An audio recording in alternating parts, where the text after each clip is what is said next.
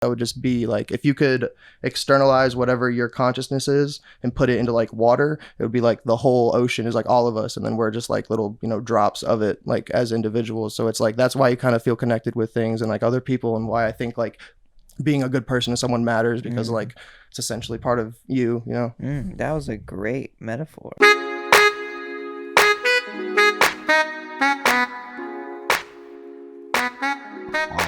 In order to we have to show them this playback. Yeah, let's do that. Please help me out. I use Ableton too, so I don't know if y'all know anything about it, but Ableton, I don't personally. I can fuck with it until I'm really good at searching the shit. 3 heads are better than mine. Yeah, exactly. What's going on? My name is Cole Connor. Welcome back to the Cole Connor podcast. Today we have 2 special guests. One being expat, uppercase X, lowercase PAT. I'm about to pull a Joe Budden and just drop the mic and walk off. And next being Neely. You prefer to go by Neely? Yeah, is that works. Correct.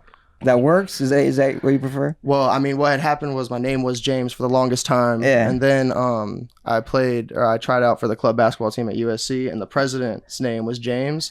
So like they just weren't driving with trying to call us both James. So I just got turned into Neely by him, kind of, you know. He just started calling me Neely, so everyone else called me Neely. And I was like, you know what? I'm kind of rocking with it. Yeah, why not? So yeah, I go by Neely now too. Neely. Most new people that I meet. Neely. But if you're cool with me, you can call me James. So. Ooh. Yeah. Ooh, dang. You know, I've actually, so we never actually introduced ourselves to each other. I was like, his Instagram's Neely Raps. Someone else called him Neely. I'm going to call him Neely. And then I saw her name was James Neely. That's how it seems to go. It's been working out. So. Yeah, it's worked out so far. Today, we're all here because expat his name's PATx. It's uppercase PAT, lowercase X to be specific. Everything on fire. He was on one of the first podcasts that I did, and I wanted to bring him back on because he worked his ass off to put together this thing called Crew 2014, which I think is really, really dope. And I would like it if you just talked about it for 1 second. And you don't have to be humble if you don't want to. Well, for sure. Brag a whole bunch. Quick side note, I see why you're not like rocking with this anymore. Yeah. It's great while you're talking, but like while other people are talking, it's just like definitely looks like a workout. But yeah, so I'm sorry, what was the prompt? The prompt was the Crew, like, oh, just talk about it? Just tell us what it is before we kind of get into the details of it. Yeah, so Crew, and I've been trying to figure out how to make this like a cohesive answer. It started off in a lot of ways as like a love letter to my small circle of friends. So when back in 2014, 2015, when I started making it, it was really that, just homage to my friends, homage to Lancaster where we grew up. And now it's kind of amalgamated and like blossomed. Amalgamated. Yeah. Big words. Yeah. I went to school. He passed that SAT with flying colors. It just turned into this big collaborative thing. And this kind of blessed me with the opportunity to collaborate with a bunch of different artists that otherwise wouldn't make sense, or otherwise I would kind of seclude myself to within my brand. But yeah, it's if I could give like a visual of what this is sonically, it's that kid in a small town that has ambitions and dreams bigger than any of the examples they might have seen. And I feel like a lot of us can kind of relate to that, being a big fish in a small pond, or being in an environment where you don't have examples of people doing things creative, or being like a artist or an NBA star or something like that. So that's very much what this project sounds like and represents. Yeah, I think that was a great explanation. One thing that it makes me think about is, obviously as a kid, when you're trying to make it and you're trying to, you know, blow up and be the next whoever, you have all these feelings, and it's a very intense time. It's a very like emotional, and you're like, it's ups and downs. You're like, I'm gonna make it, like I'm the shit, there's no way I'm not gonna make it. And then like a year goes by, and then another year goes by. What's interesting looking back on it now is that the feelings that we all captured, really. I thought you were laughing at your slurp. I mean, I can hear it really well. I was trying to be so quiet. It sounded like a smash. Yeah, it's just, and then you got quiet. I was like, shit. Yeah, you heard. But no, I was actually showing my mom some of the songs, and she started crying, especially on the song Push. And that's a song that it's just you on it, but it's so, I just think that song is so powerful, man. It really encapsulates that feeling of like being so hungry, but then it's so hard to keep moving at like this young age, and because you don't really know what to do, you just know you want to make it, and you don't know how. And the fact that, I mean, a 50-plus-year-old woman is like listening to this perspective of an 18-year-old kid, and it still connects because these are like the moments. Mm-hmm. These are the moments that our whole lives are like built around Right. when you're that age. And I don't know, it just is like always emotional, and I think that's really really interesting. I feel like it's tight that it's not just like, I feel like as artists we kind of like try to own that that journey, you know, that journey of like just like we gotta make it, you gotta grind it, but like everyone really kind of goes through that regardless whether you're an artist or not, kind of. So it's like, it's cool that it transcends to someone like, I don't know if your mom is an artist, maybe she might be or not, but like she is in her own way for sure. That's tight. So like it's cool that it's gonna, I feel like capturing those moments, like you said, is definitely gonna touch a lot of people because everyone can relate with that one way or another. It's the struggle. Dude, I made your mom cry. That's awesome. Dude, you really did. Awesome. You really did. You know, I did play her my verses first, so maybe like that's you primed her. Yeah, I primed her very well. The cat, like, she already had a tear by the end of $1 million. Yeah, that was it. But just, I mean, it's the things you're saying is just the vulnerability, and we were all, I think, very vulnerable on this album. And Yeah, I think, absolutely. How many artists was it actually? So I counted, and I forgot the number in short. In short. It is between 15 and 20. That's a lot, man. Yeah, there's definitely 20 different voices on that project. Mm-hmm. You coordinated that. So I've been a part of something kind of like this with the new SC. It wasn't quite this. It's not the same, but it involved a lot of different artists coming together to make something dope. But you were like the coordinator. Dude, that's a lot. Fuck yeah. Yeah, it's a lot of pressure, and you have to believe in this thing a lot to make it. He was already like, I need to make a second one. I can't wait to jump on do this again. When somebody was like, crazy, is this going to be an annual thing? I was like, did you really just ask me that in this moment in time? Oh my God. That is so classic, though. Yeah. But yeah, it was definitely a challenge, and I think a lot of times like I bite off more than I can chew, but I think that's like the cool like challenge in it, you know what I mean?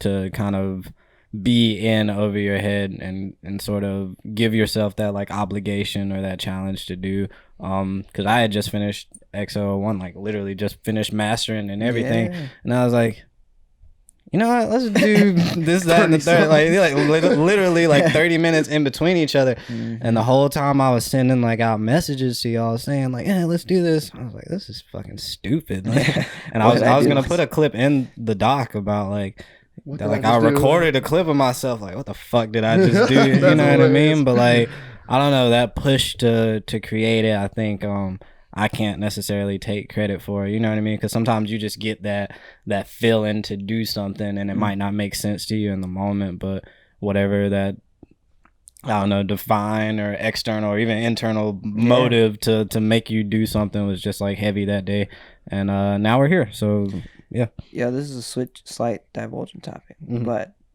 what do y'all think about God being yourself internalized, like you're inside of yourself? I think there's not a huge, there's self and then there's other, and there's, as polar and dual as they are, they both kind of exist in like the same space, you know what I mean? So like, I think that we share consciousness with everything, and for me, like the universe and consciousness is like that God complex. So I think it exists within us just as much as it exists outside of us. Yeah. I'm following.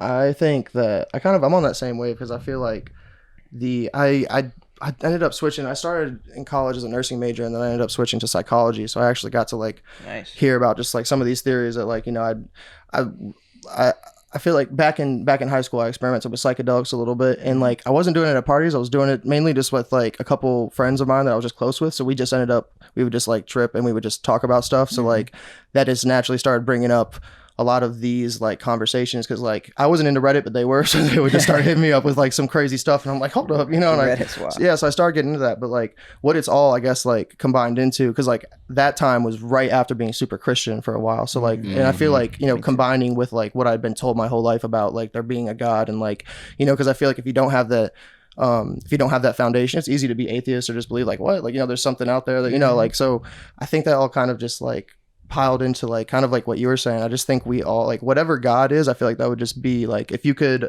externalize whatever your consciousness is and put it into like water, it would be like the whole ocean is like all of us, and then we're just like little, you know, drops of it, like as individuals. So it's like that's why you kind of feel connected with things and like other people, and why I think like being a good person to someone matters, because like it's essentially part of you, you know. That was a great metaphor for that. For I sure. love that. It's how I had to make sense of it in my head, 'cause it was swirling, so I was just like, what is this? Yeah, that's such a huge, broad topic. Me and Liam talk about that a lot. If you had to label yourself, what would you label yourself? I don't know yet. I guess I'm still trying to like just whatever. There's a word for that. I think that would be my label. Trying to find the truth. That's like, whatever agnostic. that is.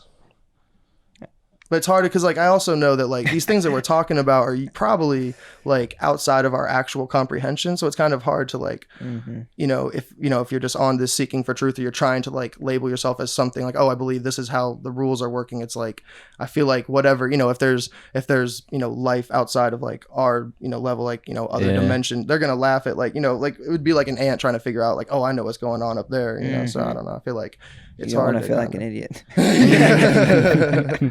I get that. But it's also, I feel like that kind of, it's almost like, it almost sounds like some existential horror type stuff, but it's also like, it's easy to like then break it down to like see that like the simple things are also like very important. I think that's what it boils down to. Like, that is true. The fact that you have to get to a place of being okay in the gray. And I think that was my biggest conflict. That's a good way to put it. In being religious, because I took philosophy, and so I would talk to my teacher all the time. He's like, yeah, man, I didn't find any more or less answers being in a religion as I did being outside of it. But when you're in, you know, when you are religious, a lot of times what you're told is very like black and white, you know what I mean? Versus when you're outside of it, you know, it might be light gray, it might be dark gray, but nonetheless it's still gray. And so I think the first time in my life not being religious, like I'm completely okay with just being like, I don't fucking know. You know what I mean? Or like, why not? If it's been proven that we're on this floating ball in the middle of eternal nothingness / everythingness that's heated by another ball within like this thing of a whole bunch of other fucking balls, who am I to tell you that, oh, you believe that there's a man up there controlling shit? You're stupid. You know what I mean? Like, what? That's very valid. It's wild. So why the fuck not? It's good, I think, to break the rules in that way as like a kid, especially like because I think religion has been used so long as like a destructive tool. Sure. Like, and nowadays I don't think it's being specifically used for that, because I went to a non-denominational church, and like I don't know what y'all's experience was, but I have Catholic friends who like they hate everything Christian because like their school, they were like, you know, it was just, I don't know, bad experiences in Catholic schools, I guess, like, but like going to a non-denominational church, like everything was just about love and just kind of like chilling. So like there's a bunch of different like there's a bunch of different ways to like go about it, but I feel like it was used so long as like a destructive tool, and like breaking away from that and kind of like finding your way back to it is like is like almost better than having just like never like, you know, strayed and just kind of like never having like, you know, taken your step away, because like without that it's almost like, I wouldn't say you're blind, because like there's tons of people who I'm sure just had a good upbringing where like, oh, I don't see a reason to like not believe in this or whatever. I don't want to like downplay that, because that's some special like shit if you had like a really good childhood and like were able, you know, to like come up like that. That's dope. But like, and that might jump down to like how you're like taught, you know what I mean? Like religion, the fact that it's like black and white a lot of times might be kind of useful whenever you're younger, you know what I mean? Because you need some of that like polarity versus like when you have free thought, you know, it's okay that things have exceptions, you know what I mean?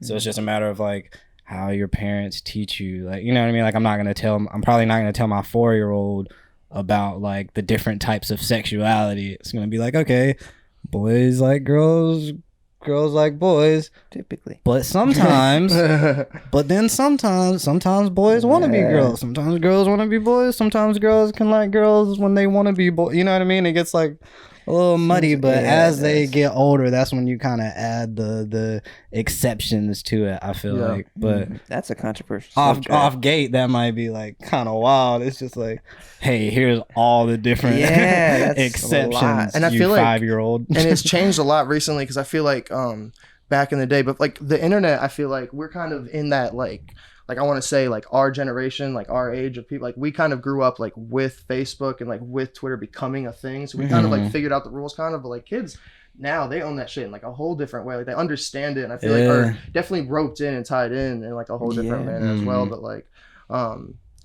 it's wild.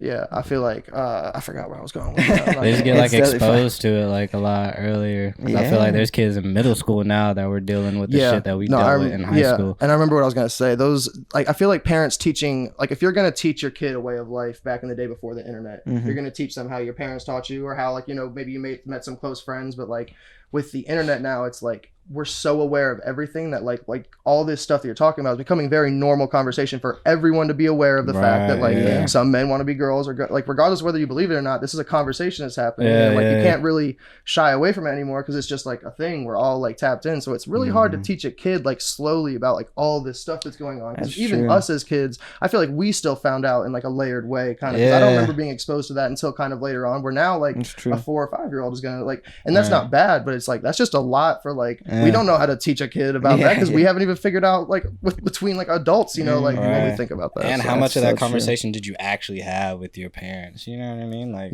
I learned a lot of that shit like on my own. You know what I mean? So like sometimes it's not even like up to your parents, because you spend majority of your time in school anyway. Or, like by the time my parents came to me to have the talk, it was kind of like, I'm already busting nuts, mom. Like I know what sex ed is now, you know.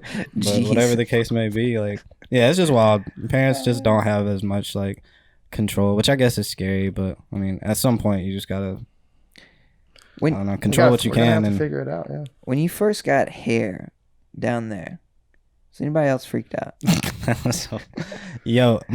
Well, does anyone have a story about that? Here, one of y'all go first before. I just remember having like, okay, so I had these cousins that would come and visit over the summer, and one was like a lot older, and I know it starts off with one was a lot older, one was a lot younger, and I just remember like I only saw them like once a year. You know, they just come over for like 2 weeks, would just like hang out then. And I remember like the younger one, like I don't know what age I was, but the younger one would just sprout some random. I was sorry, just like again. No, I'm pushing through. So anyway, but so he would just sprout some random shit sometimes, and he was just talking about how like my older cousin was shaving his balls now, and I just remember at the time being like, what? What? Like you have to like carving it off? That's the only thing that comes to my mind. But then like it must have happened soon after that, because I was like, oh, I'm ready for this. Yeah, no, like I was prepped. That was so funny. How'd you feel when you first started growing hair? Yo, my cousins used to. It's like, oh my god, the fuck is he about to say? Need some intervention. With me, I just saw bumps. So it was like with the hair bumps, like when they're about to come in, and I thought I was like, everybody is starting off so weird. But you know, just like hair, you know what I'm talking about, hair follicle, crabs, crabs at 12, major herpes, whenever that was. But I was like, Dad, I have all these bumps, and I don't know what to do about it. And he was like, he thought something was wrong, so I showed him, and he was like, that's hair, son. And I was like, oh, okay. Go ahead. Yeah. And then I became a man. It was that day. Yeah, it was that day. I don't think I recall like having a moment of clarity when I had hair on my balls. I do remember the first time like I like ejaculated. Me too. I remember that because I thought I fucking spilled something, and I was so confused because shit. I came from like a super sheltered like Christian home, so like we didn't have conversations about any of that. So I was like fapping before I even knew like what masturbating was. And then one day like something came out, and I was like, yo, did I like spill shit on me? Like was I eating something? It was still on my hand, the juice. And I just like didn't know, and I was like, ew, was I like fapping with this on my hand the whole time? And then like the whole like 2 days passed, and not with like obviously I didn't have it on my hand for 2 days, but I was just pondering for like 2 days, and then somebody used the term like jacking off, because that was like the thing to say in middle school for whatever, jacking off. So many terms. And then I was like, oh shit, I'm jacking off. And like that thing, like that was, I was like, oh, like I just had this epiphany. I was like, holy shit. Guys. That's nut. I've been doing this, bro. Like, whoa. I'm a fucking cool holy dude. shit. Yeah. I'm a sinner. I remember somebody talking about it, and I thought it was so weird because they were talking about touching themselves or whatever. And I was like, that's fucking weird. And then I was taking a bath. I'm like, You and these that's baths, what I'm dude. saying. It started then. I was taking a bath, and this is such a weird thing to say right now, but I grabbed it, and I was just like, what do you do with it? And I just did that. And it happened. And it worked. Yeah, it works. And I was That's- like, wow. That's such a good point, though, because like What do you do? it's not like it might not be intuitive to like. Yeah, that's what I'm saying. You know gotta what I learn mean? that. Yeah, Yeah. that's so interesting. Yeah. I just like Just know it has shit. something to do with Yeah. that thing down there. Yeah, it's just like how do you like touching myself? Yeah, Like I what don't know. happens? I don't know how we got here, but I You- apologize. I apologize. Yeah, It was me. Yeah. That's weird. Let's bring it back That's a little so full circle. Crew 2014. Crew 2014. Yeah, so the albums Back in the Yeah, day when yeah. you were trying to, Do make all this- it, you were These are the growing hair types on of your artists balls, that you were you're going to be jacking off. listening to Yeah, for yeah. 31 tracks. Yeah. These just But there's all types of tracks on there. I mean, there's none like this, yeah, unfortunately. not quite like this, no. But the other thing that really popped in my mind earlier before we started talking about this stuff was We need to add a puberty track. Yeah, something. seriously was when just the fact that you had all these artists together. What made you want to do that? And there's a switch up. I'm I sorry. know. I'm trying to segue back to this, but God, we went on the deep end That so was- quick too. Like, That was- holy that was my shit. fault. I'm sorry. So what made me want to do this? I think one, because like I said, the analogy that I gave, I think that's something that a lot of people like relate to. You know what I mean? And it's not like we're there and we're kind of reminiscing back on a time where we were hungry and like wanted to be like successful while we're sitting in our mansions and this, that, and the third. We're very much Stomach is still rumbling. we're very much like still in it, but the knowledge base is a lot different now. You know what I mean? Or the way that we grind is different. So even though we haven't gotten to that position, we're nowhere near mentally or even like skill wise that kind of starting place. You know what I mean? Mhm. And so, yeah, I just wanted to get a whole bunch of different perspectives on something I feel like we mutually share. And also, like I said, all of y'all like are my colleagues, you know what I mean? And Yeah. some of us haven't made songs together because like it wouldn't make sense with my brand and, you know, maybe like Milla, for example. It wouldn't necessarily make sense for us to make a song together unless it was on something like this, you know what I mean? I know Mila can scream. You're telling me she can. Because in a lot of ways, like this is always, we all had like, I feel like similar starting places as far as like what our influences were. And I'm pretty sure if all of us brought our first song and like listened to it, there would be a whole lot of similarities, you know what I mean? As far as where the inspiration came from, like all the lyrics is on there, like can pay some type of homage to Eminem, you know what I mean? Or to like Yeah. Boom Bap, you know what I mean? sure. So like, I don't know, I just felt like it was a really mutual starting point and something that everybody could kind of chime in on. So I know this was definitely a daunting task, like the whole project. So did it go as far as, I have two questions. One is going to be about like the verses, like just being sent in, and, like the quality of them. Did that go how you expected, better or worse? And then the other question was just about like, did he go better or worse getting everyone to cooperate and send you stuff on time and like, you know, like, because I know you did a lot of just that head work. I know we had that group chat kind of talk, but it seems like obviously you're doing a lot behind the scenes because it got done. Yeah, So I true. will say, and of course there was like challenges with getting, you know what I mean, 20 artists to like send in vocals or to get it recorded and whatnot. But compared to like how rough that could have been, it went relatively well. Relatively well. It went pretty smooth. Put on that southern Yeah, charm. relatively. Was that country? I'm sorry. It sounded good. Well, not I'm sorry, but I apologize. I'm sorry for having. I'm so sorry. In my middle room? But yeah, it was pretty smooth. Getting I think the biggest challenge for me was realizing like, hey, yeah, you mix and like master your stuff, but it's your stuff. You know what I mean? You mix and master your vocals, and now you're about to try to mix 15 other people's vocals in 5 different environments. You know what I mean? It's Singing not like and rapping too. Right, it's not like we all came to one studio, recorded in that same studio, and so everything sonically sounds the same. It's a nightmare. And so yeah, that mix and mastering process was yeah, I'd mix it and then sit in the whip and listen to it. Fuck. So you know what I mean? Have like, and I should have kept those papers, but like I probably went through that process 4 or 5 times and then just made like the list of notes and like improvements like smaller and smaller. So yeah, that was super challenging, but I'm like hella proud of how it sounds as far as like mixing and mastering, because I think it really does sound damn near like studio quality. Yeah, it's so like yeah, that was rough. Sure. But getting everybody's verses and stuff, that wasn't like super jarring. Yeah. And then were you yeah, there you go. Oh, so yeah, and then were you worried about like, so I know the like, you know, the overall theme is just like rappers trying to make it, which is pretty much all of us right now. So it's like obviously any perspective we come from is going to be that, but like were you worried at all, or like how'd that go with like, you know, what you expected, like verses wise? Were you worried about people, you know, keeping on theme technically, or like worried about someone, you know, you were just like, hey, you got this part, just do whatever you want, you know? Yeah, was that stressful at all? Or that like, was another thing that was like really weird, how everything managed to like be on topic. There was only one verse that I had to scrap because it didn't match like the what you call it, the subject matter of the other song, the other verses.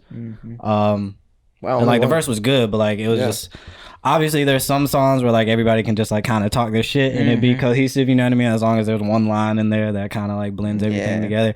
But this one was like a totally different subject from what everybody was talking about, and it was still a good verse, and I hate that I had to scrap it, because it was a good verse. It just didn't like match well. What y'all were supposed to do was to talk amongst yourselves and come up with like the subject matter and stuff amongst yourselves. But for some of the tracks, like it was pretty. A lot of times the instrumental told you what to talk about. Yeah. You know what I mean? And like I had a chorus, and you produced them all, right? Yeah. And I had a chorus on like a lot of them, so like you kind of $1 million is kind of obvious what this subject matter is about, and then based on the vibe of the song, you know what to talk about. So yeah, I know the couple I was on, there was a lot of rapping, so I just go off like your verse, because you were spinning for a minute and a half, so I was kind of seeing where your head was at. And that's the thing for a lot of y'all, like artists, so stuff like that is rather intuitive, and you don't really have to think about it as much. So yeah, that's true. Yeah. And you got a lot of quality artists on there too. For sure. Like, yeah, y'all did that. And that's another thing about it is like Neely, I think maybe we had connected on social media before this, but I'm not really sure. I don't know. Maybe you knew of me. Maybe I didn't know of you. Yeah, no, I'm not saying it like that. I'm only saying maybe you knew of me. No, I'm saying it because this is kind of my city. So no, I feel like well, no, that's definitely because how it you was. acted like you knew me. You acted like you knew. I mean, like you do your shit when you're like marketing, like you're definitely like on social media. You make yourself like known, kind of. You know, like, it felt like something like that. You'd seen something of mine before. That's all I was saying, Pat. Oh, you know what it was actually? I think the first thing that really, I think it was I don't know if it was, I think it was the video first, a video about you going out to LA and stuff. I think I just like sat down for 20 minutes. I was like doing some laundry and watched that, and I was like, oh, like I just tapped in, you know? It just like kind of gave me like an insight to your mind. I was like, this dude's pretty cool. Like, let me check out. And then the, I cannot remember the name of the song. Is it Every Day? Yeah, that was one. Is that the okay? That song. Or the fuzzy ass feels. That's my favorite part of that song. The fuzzy ass feels. Like every day I'm waking up with a vision. Yeah. Okay. Yeah. That song. I listened to that and that got me lit. I'm checking out like shit they dropped. You know. Thanks, man. By the way, but like I didn't know you, and I didn't know a couple other people there, I think, who were involved, and now I do. And now like we're on a podcast and we're talking together. It's just really cool that you put all these people in the same room that you had connected with through one way or the other. I don't know how, but you did. And now we're all connected together. It's a beautiful thing. Yeah, for sure. Huge blessing. That's a dope byproduct, because when it's all said and done, obviously you want the project to do well, so that y'all can, you know, get the reap the benefits and get the fruits of your labor. But also, like you said, there's a whole bunch of artists that may have only seen like your name on like a thing or like the headline or a title or something like that, and to actually like connect some of y'all together is dope. And I just hope like y'all network, you know what I mean, get on each other's podcasts, get on each other's songs, you know what I mean, plot together, you know what I mean, because like really like anybody can do this, and like this isn't like a brand new concept. Like For sure. everybody has thought at least once like, hey, we should get all of the artists together and do it. It just comes down to like somebody doing it, you know what I mean. So whenever you bite the bullet, you actually, you know, put forth like the effort and front load a little bit and kind of be that catalyst to make something like this. You just hope that, you know what I mean, from that something else will spawn, or like maybe you and 3 other artists decide to do this thing as a result of, you know what I mean, how successful this was. So yeah, that's always rewarding for me. Yeah. That's tight. I feel like that's definitely coming. Like definitely Yeah. like I mean like I know myself just like meeting people I hadn't known before, and like how much talent there is here in Columbia too. It's like wow, you know, I feel like everyone says that about their city, but it's just like it's because you know how you believe about yourself and you listen to your own music and you're like, oh, one day I'm gonna, you know, correct this things I need to correct, I'm gonna make it or whatever. So like when you hear someone else, they kind of, you're like, oh, you know, like they're you know, they're on the same level as me and they're also making me feel those same things, or like it's kind of like, then that person, if you believe in yourself gonna make it, then like, you know, if they keep their head down, they're grinding, and they're going to. So it's like that really inspires, like just seeing other people just doing it as well is just like huge. Like so when we were in that room together, like I've never felt more as a rapper than like at the viewing party, you know, because I was like, man, there's just a bunch of other people here, like we're all alone, but like in that one moment it was like we're literally all just here in a room like doing rap together out on one project. Like Exactly. That the love in the room. I'm going to talk about it again. bring it. Love. I'm gripping the fuck out of this for no reason. Everybody that you brought together, Pat, there was no ego that I felt. Didn't feel ego. Yeah. I didn't feel like anyone had like negative energy. And that's huge. That's a big deal. That's a very big deal. I mean, I want to get both of y'all's perspectives, but I just feel like for a long time, and long time being, you know, like 3 to 5 years maybe, it just felt like a lot of animosity around a lot of rap groups. Maybe it's because we're not performing right now. Maybe that's why. But it's really nice to see 20 artists with no ego coming in and just like we're hyping each other up. Yeah. Like, yo, you fucking dope. That was dope. That's dope. That's cool. That's cool. I love that. Yeah, the fact that there was no ego that night was great, yo. And to see like that person not know this person, or only see them at a show and didn't know they made music too, later on that day, like get up and walk on the other side of the room to dap them up and say, yo, that verse was fucking cold. Yep. Or this, that, and the third. Like that's such an awesome thing. 'Cause like you said, whenever you're at a show or something, there's ego and your fans are there and blah blah blah blah blah. That person might wait till they get home to DM you about something, or not even like not even give you your flowers, just ask you if you want to be featured on some shit or whatever. You know what I mean? There's always like these weird like ways that men artists, like all of that, just go through these weird ass avenues to like show love, when it's really just a matter of like, yo, if I thought your verse was dope, let me tell you that your fucking verse was dope. You know what I mean? It's really that simple a lot of times. But yeah, that was an awesome night just to see that. It's not even, for me, it's not about rap. And actually, I don't even really know you, Neely, but you've been so genuine and you're open and you're nice. I appreciate that, man. I mean, for real, I like you. You're genuine, you're open, you're nice. And like none of this, like when me and Pat first connected, it wasn't even about music for me. I just liked his vibe. I was like, this dude seems serious about what he's doing, and I fuck with that. And I wanted to meet with you, and we talked about shit, and we connected with Hero, and like things stem from that, just from feeling people's energy. And that's, I think, all those people in that room had that same, that like the openness and the genuine. And that was a big decision as far as who I picked for it, you know what I mean? Like everybody is associated with TCAP in some facet, you know what I mean? But like it wasn't just like, oh, let me get like the best SC artist or whatever the case may be. It was like, no, let me get ones that have that energy, that have that vibe, that have a lack of ego and care about synergy and whatnot. And I think that's why Saturday was so successful, because like these artists were like hand picked, you know what I mean? Versus if it was just like, let's just pick who's the best SE artist, and that room would have been filled with ego.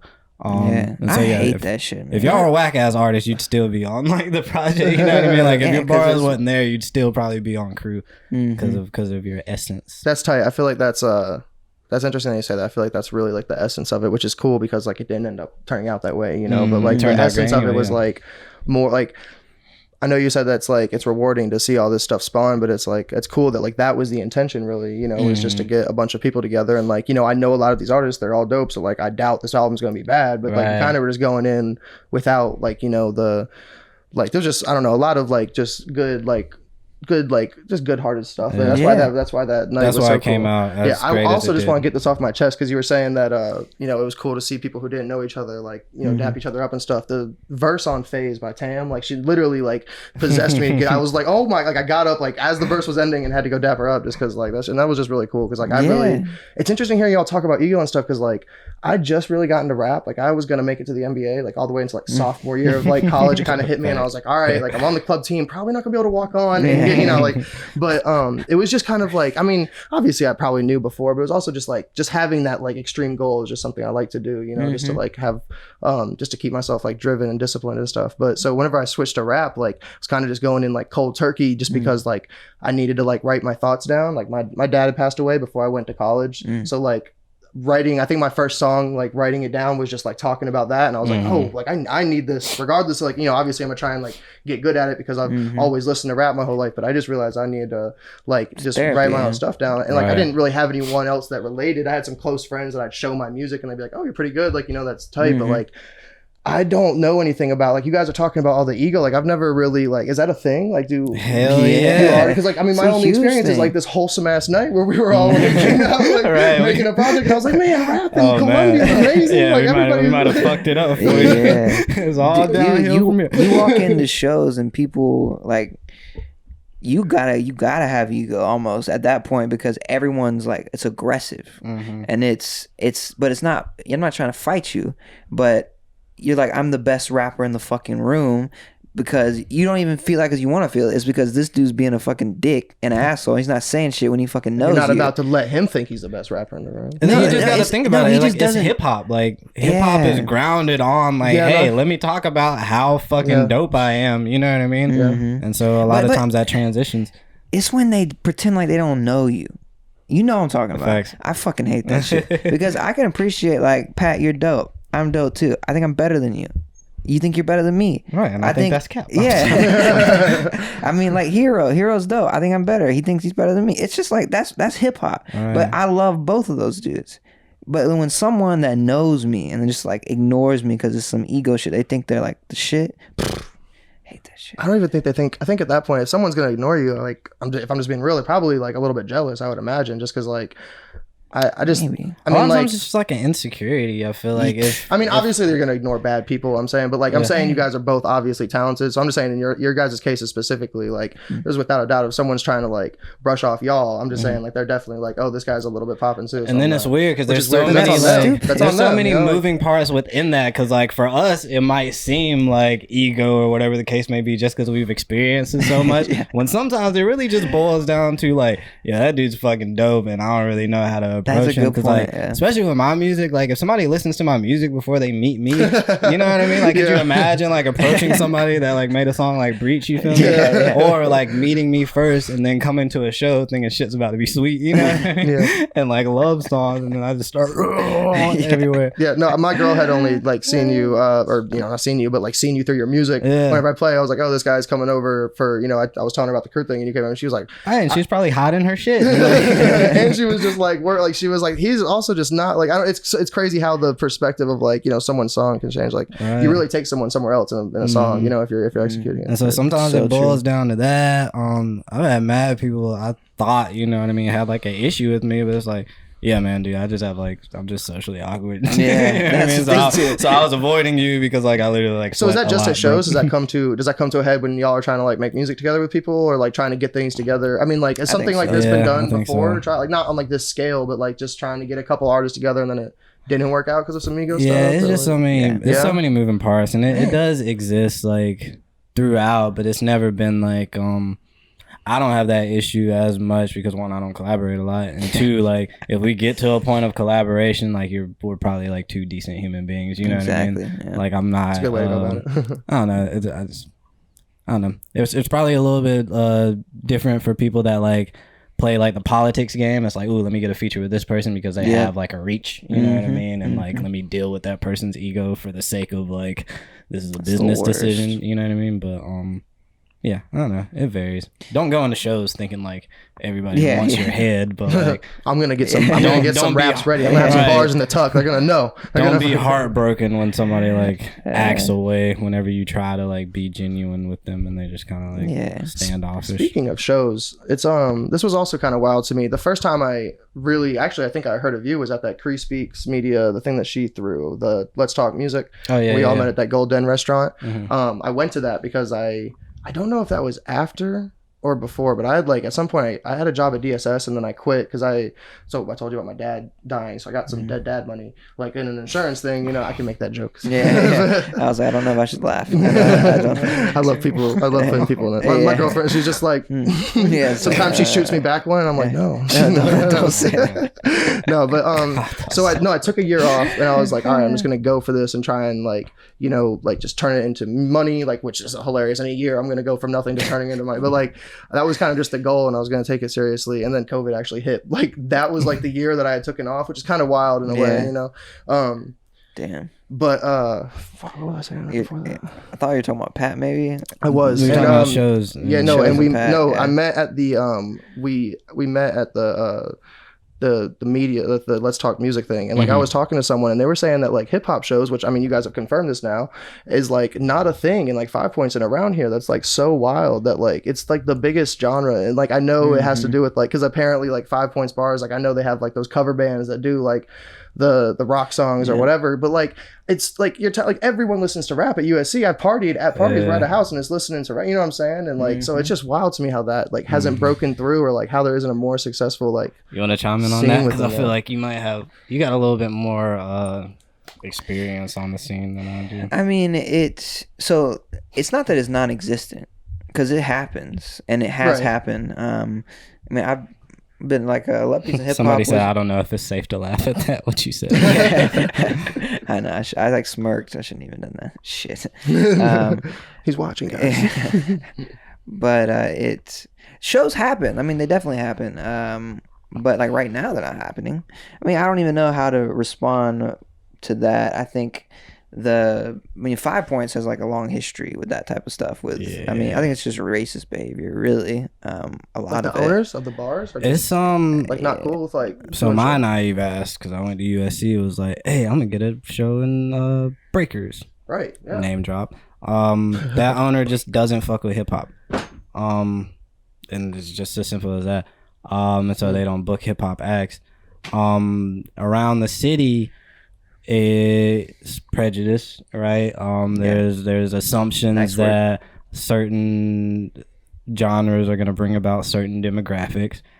All right, hip hop's gonna bring rowdy black people, and we don't want them tearing shit up or fighting or smoking weed, because the only black people that listen to hip hop do that. Everybody knows that. Yeah, of course. They figured it out. So there's that.